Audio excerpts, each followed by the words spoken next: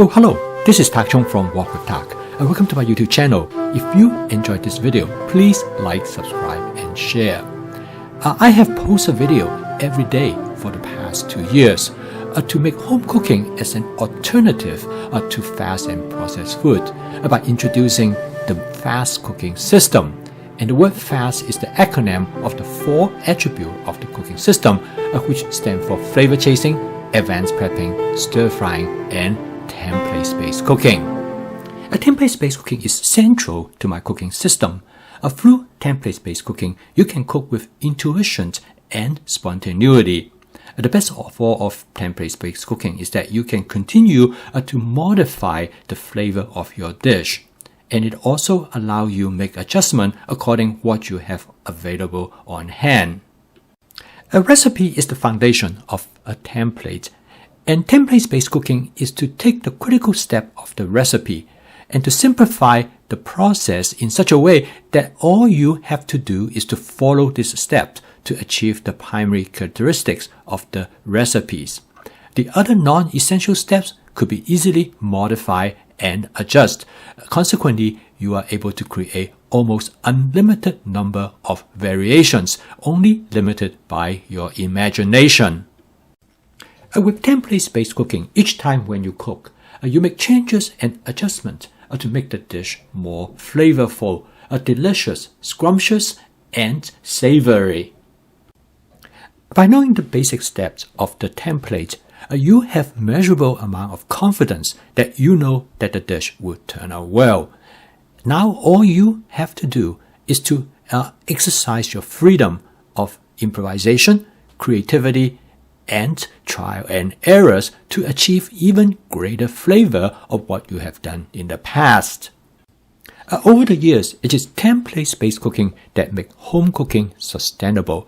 Allow me to constantly to explore and create new templates, modifying old templates as well as combining existing templates to create almost infinite number of dishes that I am never get tired of cooking. This video is a good demonstration of how I take a template and over the years, I make slow but gradual modification of this template to create the kind of flavor that I like and enjoy. This template changed from a simple straight fry template now into a hybrid of shallow frying and stir frying in creating a teriyaki chicken dish. When I first stir fry chicken, I would add the chicken directly to the wok as it is, without marinate the chicken in advance or without coat the chicken with anything.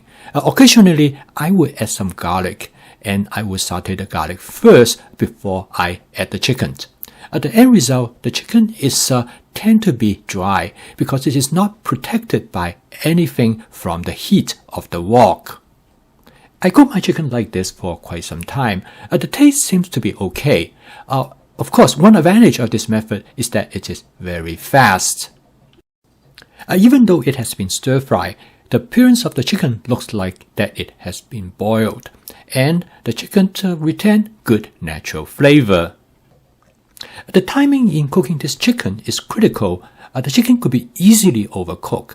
If you cook it just a touch too long, the chicken could become dry and it becomes stringy.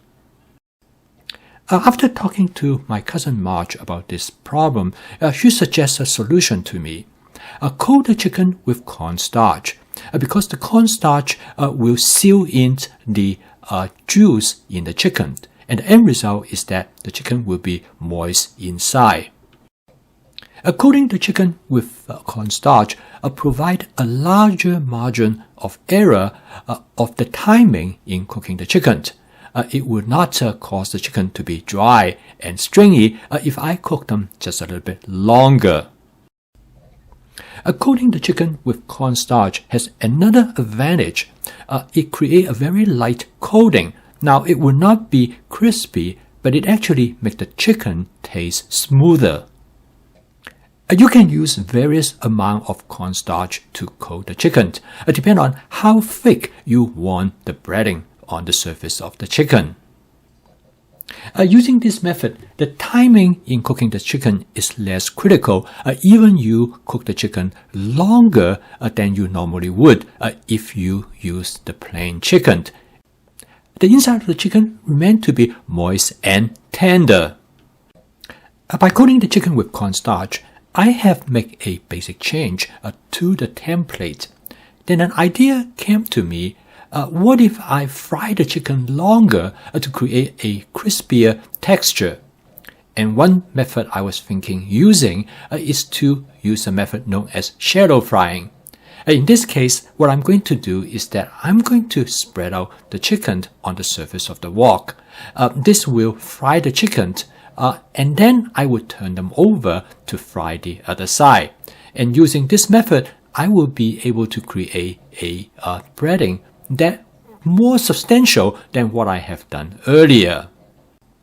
In this case, my Cuisina 14-inch stainless steel wok with a larger flat bottom surface area turned out to be very suitable for using shallow frying. It has a flat bottom surface area that measures about 9 inches across. It's about the size of a small frying pan. It's just the right size for me to spread out about 8 ounces of chicken.